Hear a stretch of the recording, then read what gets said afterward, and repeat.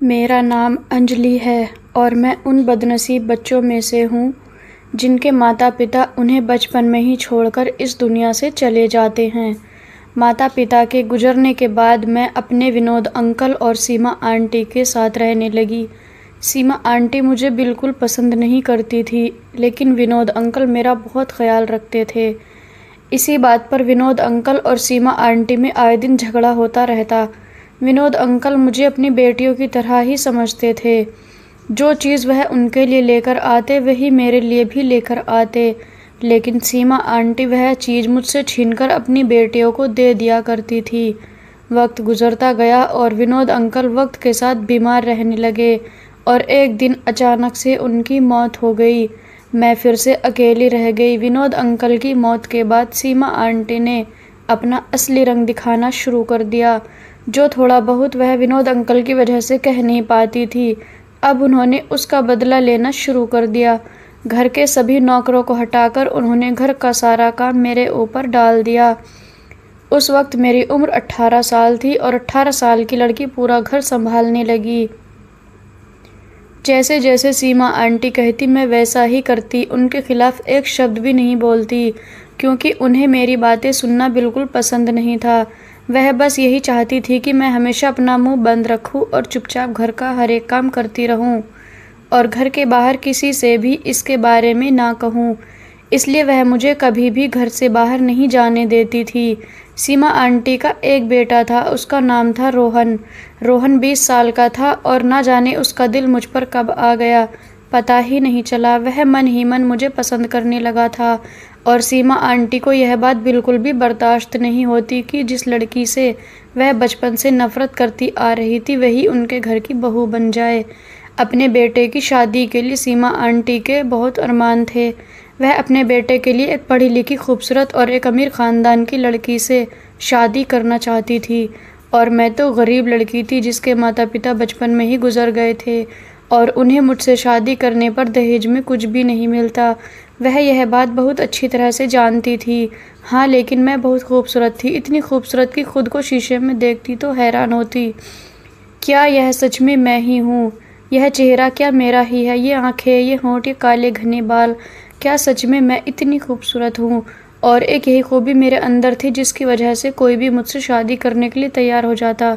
सीमा aunty का बेटा रोहन मेरा दीवाना बन गया था। उसने अपने दिल की बात सीमा आंटी को भी बता दी और कहा कि अगर वह शादी करेगा तो सिर्फ मुझसे, वरना वह अपनी जान दे देगा। मैं हर वक्त डरी डरी रहती कि कहीं रोहन को कुछ हो गया तो सीमा आंटी सारा इल्ज़ाम मुझ पर लगा देंगी और फिर मैं तो बिन माँ बाप की बच्ची थी, मेरा क्या होगा। मैं हर समय भगवान से प्रार्थना करती कि जल्दी मेरी शादी हो जाए और मैं इस नरक से निकलूं, क्योंकि मैं किसी भी कीमत पर रोहन से शादी नहीं करना चाहती थी। मैं इस घर से बहुत दूर चली जाना चाहती थी। पहले तो सीमा आंटी ने इस रिश्ते के लिए मना कर दिया, लेकिन जब रोहन अपनी ज़िद पर अड़ा रहा तब सीमा आंटी ने इस शर्त के लिए हाँ कर दी और उससे एक शर्त रखी कि पहले वह अपनी पढ़ाई पूरी करेगा, और उसकी पढ़ाई पूरी करने के लिए उसे उन्होंने विदेश भेज दिया। धीरे धीरे वक्त गुजरता गया और 2 साल पूरे हो गए। कुछ ही महीनों के बाद अब रोहन पढ़ाई पूरी करके घर वापस आने ही वाला था कि उससे पहले ही मेरे लिए एक रिश्ता आ गया। सीमा आंटी ने रिश्ते के लिए फ़ौरन हाँ कर दी और आने वाले अगले 2 दिनों में मेरी शादी तय हो गई। दिल ही दिल में मैं सपनों की दुनिया सजा बैठी थी। बहुत खुश थी कि मैं इस नरक से चली जाऊंगी हमेशा के लिए। शादी का दिन आ गया। मेरे ससुराल वालों ने दहेज लेने से भी मना कर दिया और मेरे लिए एक कीमती कपड़े और जेवरात लेकर आए थे। मोहल्ले की सभी औरतें बातें बना रही थी कि देखो तो सही, इस अनाथ का कितना अच्छा नसीब है। सारा सामान देखकर मैं भी बहुत खुश हुई कि मुझे इतना अच्छा ससुराल मिला है। शादी पूरे रीति रिवाज के साथ संपन्न हुई और विदा होकर मैं अपने ससुराल पहुंची। इतना बड़ा घर मैंने आज से पहले कभी नहीं देखा था। मेरा कमरा फूलों से सजाया गया, लेकिन शादी की पहली रात ही मेरी सारी खुशी मेरे गम में बदल गई जब मुझे अपने पति के बारे में ऐसा राज पता चला जिसे सुनकर मेरे सर पर आसमान गिर पड़ा। मैं दुल्हन बनी, घूंघट लिए, फूलों की सेज पर अपने दूल्हे यानी आर्यन का इंतज़ार कर रही थी। थोड़ी देर में आर्यन कमरे में आए। मेरा चेहरा घूंघट में था और वह मेरे करीब आकर बैठ गए। लेकिन पता नहीं क्यों मुझे अचानक बहुत घबराहट होने लगी, जैसे कुछ बुरा होने वाला हो। तभी उन्होंने मुझसे सवाल किया कि मैं देखने में कैसी हूँ। यह सुनकर मुझे हैरत हुई और मैंने उनसे कहा कि आप खुद ही घूंघट उठाकर देख लीजिए कि मैं कैसी दिखती हूँ। मेरे इस बात पर वह बहुत ज़ोर से हंसने लगे। मुझे उनके इस तरह से ज़ोर से हंसने पर बहुत अजीब लगा। मैं सोचने लगी कि वह हंस क्यों रहे हैं और क्यों मेरा घूंघट उठाकर नहीं देख रहे हैं। मैंने खुद ही अपना घूंघट उठाकर उन्हें देखा तो वह सामने देख रहे थे, मेरी तरफ देख भी नहीं रहे थे। तो मेरा दिल डूब गया। मैंने उनसे कहा कि आप मुझसे नाराज़ है क्या? आप इस शादी से खुश नहीं हैं जो मुझे देख नहीं रहे? तो यह सुनकर वह फिर से हंसने लगे। मुझे उनका यह रवैया बहुत अजीब लगा। मुझे तो यह समझ ही नहीं आ रहा था कि वह ऐसा क्यों कर रहे हैं। हालांकि मुझे ऐसा महसूस हो रहा था कि वह इस शादी से बिल्कुल भी खुश नहीं है। शायद ऐसा हो सकता है कि वह किसी और को पसंद करते हो और घरवालों की ज़बरदस्ती से उन्होंने मुझसे शादी कर ली, इसलिए वह बार बार हंस रहे हैं। मैंने उनसे सवाल किया कि क्या आप किसी और को पसंद करते थे? तो वह फिर से हंसने लगे। अब तो मेरा दिमाग ख़राब होने लगा कि यह क्या तरीका है भाई, आखिर कौन अपनी दुल्हन से बात करने की जगह हंसता है। अगर मैं उन्हें पसंद नहीं थी तो पहले ही बोल देते, लेकिन अब हमारी सुहागरात पर यह हरकत, यह तो कोई भी गवारा नहीं कर सकता। मेरा दिल तो जैसे किसी गहरे कुएं में जा गिरा था। मेरी पूरी कोशिश यह थी कि वह एक बार मेरा चेहरा देख ले तो यकीन है कि उस लड़की को भूल जाएंगे जिससे कि वह मोहब्बत करते थे, या फिर कोई भी बात, तो मेरा चेहरा देखने के बाद वह सब भूल जाएंगे, क्योंकि मैं थी ही इतनी खूबसूरत। मगर वह सामने ड्रेसिंग टेबल की तरफ देख रहे थे। मेरी तरफ नज़र उठाकर देखना तो उन्होंने गवारा तक नहीं किया। मैं तो यही सोचकर आई थी कि मैं अपने पति और अपनी ससुराल की इतनी सेवा करूंगी कि मुझे वापस अपनी सीमा आंटी के पास जाना ही ना पड़े। तभी वह बोले कि क्या तुम्हें यह किसी ने नहीं बताया कि मैं देख नहीं सकता? यह सुनकर मुझे लगा कि शायद वह मजाक कर रहे हैं। हैरत से मैं उनको देखने लगी। फिर मैंने कहा कि आर्यन, यह मजाक का वक्त नहीं है। मुझे इस तरह का मजाक बिल्कुल भी पसंद नहीं, और आपसे जुड़े हुए इस मजाक को तो मैं बिल्कुल भी बर्दाश्त नहीं करूँगी। यह आप क्या कह रहे हैं? मैंने एक अच्छी पत्नी की तरह उनसे यह बात कही। तो यह सुनकर वह फिर से हंसने लगे। फिर बोले कि अंजलि, यह दुनिया बहुत बेवफा है। अगर इंसान के अंदर कोई अच्छाई हो तो दुनिया उससे मोहब्बत करती है, लेकिन अगर उस इंसान के अंदर कोई कमी हो तो दुनिया उसके साथ बहुत ही बुरा रवैया करती है। इस वक्त तुम मेरी मोहब्बत की दावेदारी कर रही हो, लेकिन मैं तुम्हें बता दूं कि मैं तुम्हारी मोहब्बत के लायक नहीं हूँ, क्योंकि मैं एक अंधा हूँ। मैंने सबसे सुन रखा है कि तुम बहुत हसीन हो, लेकिन अफसोस, मैं तो तुम्हारे हुस्न को देख ही नहीं सकता। आर्यन बोलते जा रहे थे, लेकिन मुझे अभी भी महसूस हो रहा था कि शायद वह मजाक कर रहे हैं, और मुझे इनके इस तरह से मजाक करने पर बहुत गुस्सा आ रहा था। लेकिन थोड़ी ही देर में मुझे एहसास हो गया कि यह मजाक नहीं था, यह एक बहुत ही ख़तरनाक हकीकत थी, और मैं अपनी आँखों से अपने पति को देख रही थी। मेरे सपनों का महल एक ही मिनट में ज़मीन पर आकर धड़ाम से गिर गया। मैं क्या सोचकर यहाँ आई थी, और जिस इंसान के भरोसे आई थी वह इंसान तो खुद ऐसा है कि उसे किसी और का सहारा चाहिए। वह मुझे सहारा कैसे देगा? मेरे साथ धोखा हुआ था, बहुत बड़ा धोखा, और यह धोखा मेरी सीमा आंटी और मेरे ससुराल वालों ने मिलकर मेरे साथ किया था। मेरा यह सोच सोचकर गुस्से से बुरा हाल हो गया। मैं एकदम से खड़ी हो गई और कहने लगी कि आप लोगों को शर्म नहीं आई, एक गरीब बिन माँ बाप की बच्ची के साथ इतना बड़ा धोखा करते हुए। मैंने उनसे कहा तो आर्यन कहने लगे कि हमने तुम्हारी सीमा आंटी को सब कुछ बता दिया था कि मैं देख नहीं सकता हूँ, और उन्होंने तुम्हें नहीं बताया तो इसमें हमारा क्या कसूर? तुम्हारे साथ धोखा हमने नहीं बल्कि तुम्हारी खुद की सगी सीमा आंटी ने किया है। उन्होंने हमसे यह कहा था कि उन्होंने तुम्हें सब कुछ बता दिया है और तुम इस बात पर राज़ी हो। आर्यन ने कहा तो मुझे गुस्सा आ गया। मैंने कहा मैं राज़ी हूँ। क्या मैं राज़ी हो सकती हूँ एक ऐसे इंसान से शादी करने पर जो देख ही नहीं सकता? भगवान, मैं कहाँ जाऊँ? मैं तो अपनी तमाम कश्तियाँ जलाकर यहाँ आई थी, और अब मेरे पास वापस जाने का कोई रास्ता नहीं बचा। मैं तो यहाँ यह सोचकर आई थी कि अब अपनी सीमा आंटी के घर दोबारा कभी पलट कर नहीं जाऊँगी। और यह कहकर मैं ज़ोर ज़ोर से रोने लगी। आर्यन चुपचाप अपने बिस्तर पर आकर सो गए। इसके बाद उन्होंने मुझसे कोई बात नहीं की, और जल्दी ही नींद की देवी उन पर मेहरबान हुई और वह सोते चले गए, और मैं हैरान और परेशान जगती रही। रात के ना जाने कौन से पहर मेरी आंख लग गई कि मुझे पता ही नहीं चला। मेरी आंख खुली तो आर्यन सो रहे थे। मेरे जगने की आवाज़ पर वह भी जग गए। उन्होंने सहारा तलाश किया, लेकिन मैं इतने गुस्से में थी कि मैंने उन्हें सहारा देना भी ज़रूरी नहीं समझा कि मुझे पहले भी तो अपना काम खुद ही करते थे होंगे। यह कमरा उनका था। अंदाज के मुताबिक वॉशरूम चले गए, फिर थोड़ी देर बाद बाहर निकले। मैंने उनसे कोई बात नहीं की। उन्होंने मुझे पुकारा कि अंजलि, क्या तुम यहाँ हो? मैं कमरे में ही थी, लेकिन मैं खामोश थी। मैंने उनकी बात का कोई जवाब नहीं दिया। मेरा दिल इतना ख़राब हो चुका था जिसकी कोई हद नहीं थी।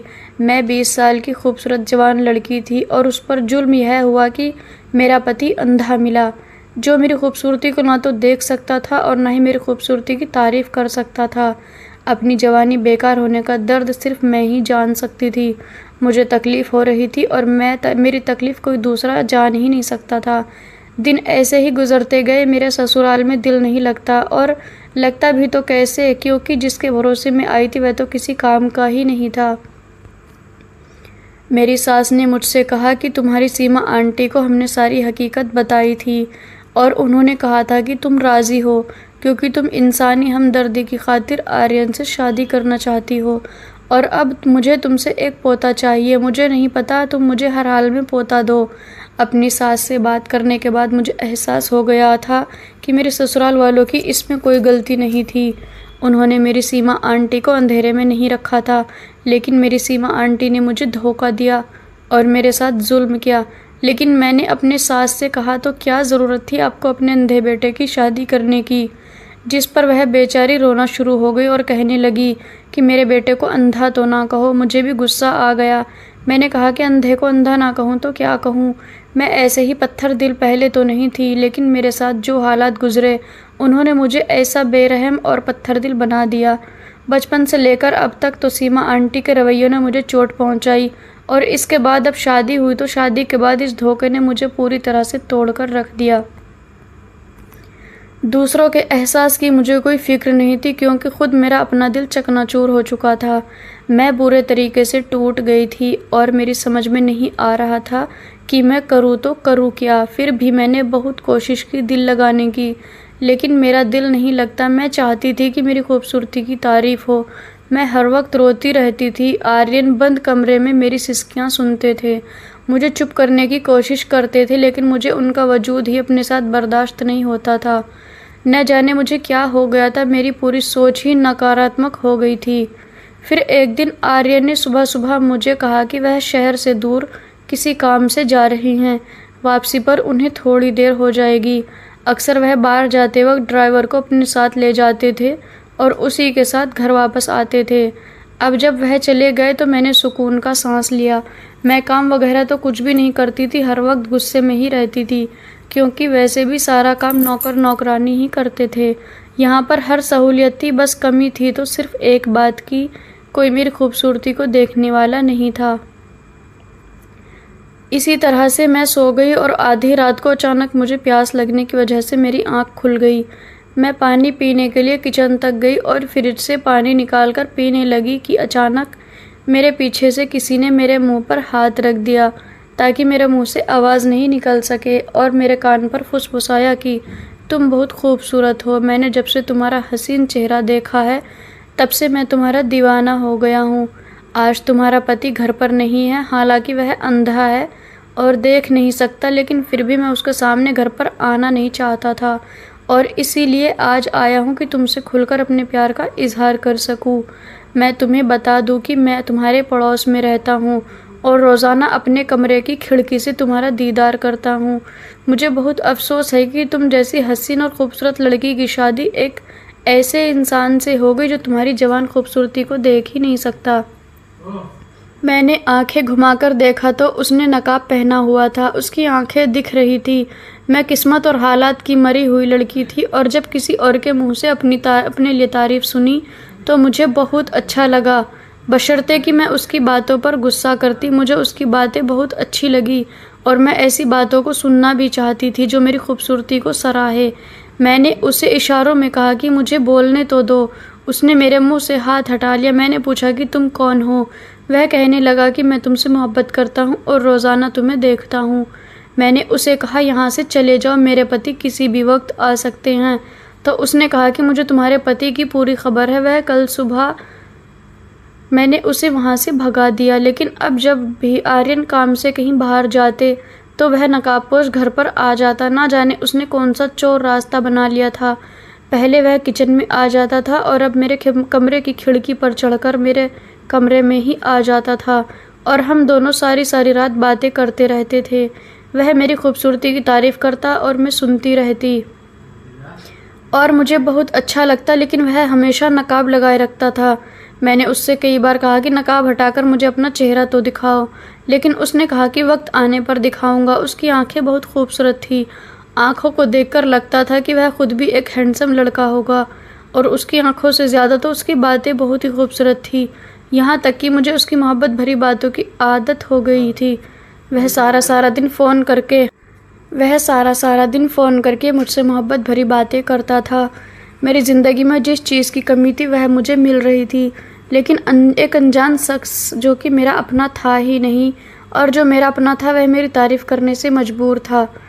काफ़ी वक्त का यह सिलसिला यूं ही चलता रहा। वह आर्यन की गैर हाजिरी में घर पर आता था और हम दोनों बैठकर घंटों घंटों बातें करते, लेकिन कभी भी उसने कुछ गलत हरकत नहीं की। मेरी अकल पर पर्दा पड़ गया था। मुझे यह डर भी नहीं लगता था कि कोई अनजान आदमी मेरे कमरे तक आ जाता। किसी दिन वह कुछ मेरे साथ गलत ही ना कर बैठे। आखिर किसी अनजान आदमी पर इस कदर भरोसा करना कितनी गलत बात है। मेरा पति तो सिर्फ आंखों से अंधा था, लेकिन मेरी आत्मा से लेकर दिल दोनों अंधे हो गए थे। मैं क्या कर रही थी मुझे नज़र ही नहीं आ रहा था। मैं कितना गलत कर रही थी मुझे एहसास नहीं था। लेकिन मैं यह सब क्यों कर रही थी मैंने कभी खुद से सवाल ही नहीं किया। एक रात हम बातें कर रहे थे कि आर्यन की कॉल आई कि वह बस घर आने ही वाला है। यह सुनकर तो मैं हैरान हो गई कि अचानक कैसे आ गया। मैंने उसे कहा कि वह कहीं छिप जाए, क्योंकि आर्यन की गाड़ी की आवाज़ सुनाई दी है और वह कभी भी अंदर कमरे तक आ सकता है। उसने कहा कि मुझे छिपने की क्या ज़रूरत है, तुम्हारा पति तो देख ही नहीं सकता। यह सोचकर मुझे भी हंसी आ गई। मैंने कहा कि हाँ, बात तो सही कह रहे हो। फिर उसने कहा कि छोड़ो, मैं जा ही रहा हूँ, और वह चला गया। थोड़ी देर बाद आर्यन अंदर आ गए। मैंने कोई बात नहीं की। उन्होंने आकर लाइट बंद कर दी। उसके बाद मैं अपने बिस्तर पर लेट गई और आंखें बंद कर ली और सोने की कोशिश करने लगी। लेकिन मुझे कुछ देर बाद एहसास हुआ कि आर्यन सोए नहीं बल्कि बैठे हुए हैं। फिर अचानक से वह बोल पड़े, अंजलि, तुम्हें मालूम है कि मेरे पिताजी भी अंधे थे और मेरी माँ बेहद हसीन थी। ख़ानदान वालों के दबाव में आकर मेरी माँ ने मेरे पिताजी से शादी कर ली, लेकिन उनके अंदर एक वीरानी भी हमेशा से ही थी, और रहे क्यों ना, वह अपनी ज़िंदगी एक अंधे इंसान के साथ गुजारनी पड़ रही थी। मैं पैदा हुआ तो मेरी माँ ने अपना दिल मुझ में लगा लिया, लेकिन फिर भी उनका दिल मुझसे भी ऊब गया और उन्होंने अपना दिल कहीं और लगा लिया। जब पिताजी घर पर नहीं होते थे तब एक अनजान आदमी मेरे घर पर आता था और मेरी माँ उससे बातें करती रहती थी और मैं सारी बातें सुनता रहता था, मगर मैंने कभी कुछ नहीं कहा। जैसे ही आर्यन ने यह बात बताई मेरी तो जान ही निकल गई। मुझे लगा कि यह तो मेरी ही कहानी है जो मुझे सुनाई जा रही है, यानी कि मेरी सास के साथ भी यही जुल्म हुआ था और मेरी सास ने मेरे साथ भी वही जुल्म दोहराया। ना जाने क्यों मुझे एहसास हुआ कि मेरी सास ने अपनी नाकामी का बदला मुझसे लिया। आर्यन ने फिर से बोलना शुरू किया तो मैं उसकी बातें सुनने लगी। वह कहने लगे कि मुझे किसी किस्म का डर नहीं था। मेरा बचपन पूरी तरह से बर्बाद हो गया, लेकिन वह आदमी ना जाने कहाँ चला गया था। फिर मैं और मेरी माँ थे और बस। मेरी माँ ने दूसरा बच्चा पैदा करने की तकलीफ भी नहीं उठाई और इसी बीच मेरे पिताजी इस दुनिया से चले गए। सारी ज़िंदगी मेरे पिताजी को यह पता ही नहीं चल सका कि उनके पीछे घर में कोई और आता था और उनकी पत्नी से बातें करता था। फिर मेरी माँ इतनी ढेर बन गई थी कि उन्हें मेरे पिताजी के होने या ना होने से कोई फ़र्क ही नहीं पड़ता था। वह आदमी मेरे पिताजी के सामने भी घर पर आता। अब क्योंकि पिताजी अंधे थे तो वह देख नहीं सकते थे, इसलिए मेरी माँ फ़ौरन उसे दूसरे कमरे में ले जाती और उनकी बातों की आवाज़ मैं दूर बैठा सुनता रहता। इस दौरान मुझे यह भी पता चल गया था कि वह मेरी माँ का कोई दूर का कज़िन था जो उनसे बेहद प्यार करता था और मुझे अपने पिताजी के लिए दुख होता था। मैंने उन्हें कुछ नहीं बताया। तुम जानती हो मैं पैदाइशी अंधा नहीं था। मैं बचपन में देख सकता था और मैं अपनी आंखों से अपनी माँ की सारी हरकत सुनता और देखता रहता था।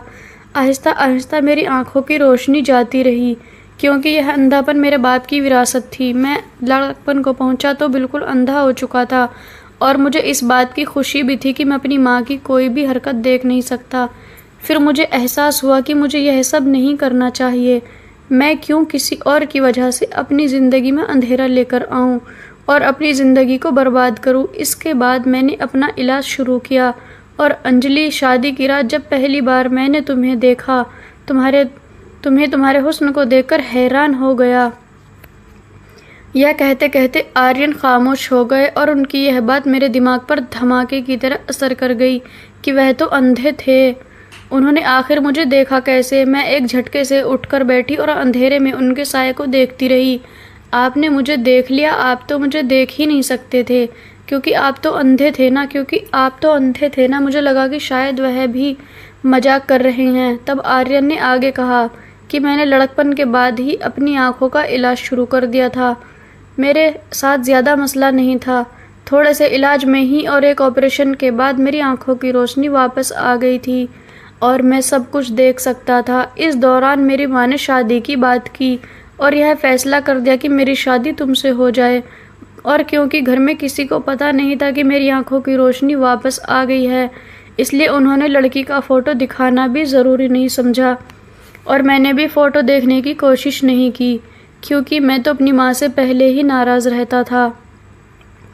जब हमारी शादी हुई तो मैं देख सकता था और मैंने तुम्हें देखा था, लेकिन मैं यह देखना चाहता था कि तुम किस तरह की पत्नी साबित होती हो। मेरे अंधेपन का सुनकर मेरा साथ देती हो या फिर मेरी पीठ पीछे से बेवफाई करती हो। लेकिन मुझे तुम्हारा रवैया देखकर बहुत अफसोस हुआ और मैंने तुम्हें छोड़ने का फ़ैसला कर लिया। तुम्हारे सामने अंधे बनकर ड्रामा मैंने सिर्फ 1 महीना किया और 1 महीने में तुमने मुझे छोड़कर अपना एक आशिक बना लिया। आर्यन की बात सुनकर तो जैसे मेरे सर पर आसमान गिर गया, मेरे पैरों के नीचे से ज़मीन निकल गई। अंजलि, वह नकाबपोश कोई और नहीं, मैं ही था। उनकी बात सुनकर तो मुझ पर बेहोशी आने लगी थी कि मेरे साथ क्या हो रहा था। मुझे समझ ही नहीं आ रहा था कि मैं अपनी किस्मत पर कैसे मातम करूं। मुझे समझ ही नहीं आ रहा था, आपने यह सब क्यों किया मेरे साथ? मैंने हिम्मत करके आर्यन से सवाल किया। आर्यन ने उठकर कमरे की लाइट ऑन कर दी और वह नकाब दराज से निकाला और अपने चेहरे पर लगा लिया। तो मैंने देखा कि यह वही आदमी है जो मुझे मिलने रोज़ आता था। मैं अपने पति की नफ़रत से इतनी ज़्यादा आगे बढ़ गई थी कि मैंने कभी उसकी तरफ गौर ही नहीं किया, यहाँ तक कि मैं उनकी आंखें भी पहचान नहीं सकी। तभी आर्यन कहने लगे कि अंजलि, अगर मैं शादी के बाद किसी हादसे में अंधा हो जाता, क्या तुम तब भी किसी और से कांटेक्ट कर लेती? आर्यन के इस सवाल ने मुझे शर्मिंदा कर दिया। मेरे पास बोलने के लिए कुछ भी नहीं था। मुझे तो बस ऐसा लग रहा था कि बस ज़मीन फट जाए और मैं उसके अंदर समा जाऊं। मुझे उस नकाबपोश से प्यार हो गया था और फिर वह मेरा पति ही था। और अब मैं आखिर जाऊं तो जाऊं कहाँ? मेरी समझ में कुछ भी नहीं आ रहा था। तभी आर्यन ने कहा, अंजलि, मैं तुमसे नाराज़ नहीं हूँ। मैं दरअसल हालात का मारा हुआ इंसान था जिसने अपनी माँ की बेवफाई देखी थी और मैं उसकी सज़ा एक मासूम लड़की को देना चाह रहा था, उसे आजमा कर देखना चाह रहा था। लेकिन आज मुझे एहसास हो रहा है कि मैंने कितना गलत किया। मैं तुम्हें माफ़ करता हूँ क्योंकि मैं तुम्हारे किरदार को जान गया हूँ कि तुमने एक अजनबी से सिर्फ बातें की। अगर तुम चाहती तो तन्हाई में बहुत कुछ कर सकती थी, लेकिन फिर भी तुमने अपनी हदों का ध्यान रखा और मुझे एहसास हो गया कि तुम्हें सिर्फ मोहब्बत भरी बातों की ही ज़रूरत थी, जो कि मैं तुम्हें किसी वजह से दे नहीं सका। तुम्हारे अंदर कोई भी बुराई नहीं थी, बल्कि तुम्हारे अंदर एक एहसास कमी ही था। अंजलि, मैं तुम्हें क्या माफ़ करूँगा, बल्कि मैं तो इस काबिल ही नहीं हूँ कि तुम मुझे माफ़ करो। मेरे अंदर हिम्मत नहीं है कि मैं तुमसे माफ़ी मांग सकूँ। मेरे अंदर हिम्मत ही नहीं है कि मैं तुमसे माफ़ी मांग लूँ, क्योंकि गलत मैंने तुम्हारे साथ किया है, तुमने मेरे साथ नहीं किया। मैंने तुम्हें बेवजह झांसे में डाला और तुम्हारा इम्तिहान लिया जिसकी तुम कतई हकदार नहीं थी। आर्यन ने कहा तो मैं रोते हुए उनके गले से लिपट गई और उनसे कहा कि मैंने आपको माफ़ कर दिया और वह भी मुझे माफ़ कर दें। दोस्तों, उम्मीद करती हूँ कि आपको हमारी कहानी पसंद आई होगी। अगर कहानी पसंद आई है तो वीडियो को लाइक करें और अगर चैनल पर नए हैं तो चैनल को सब्सक्राइब करें और हाँ, बेल आइकन को दबाना ना भूलें ताकि आने वाली हर वीडियो का नोटिफिकेशन सबसे पहले आपको मिले। धन्यवाद।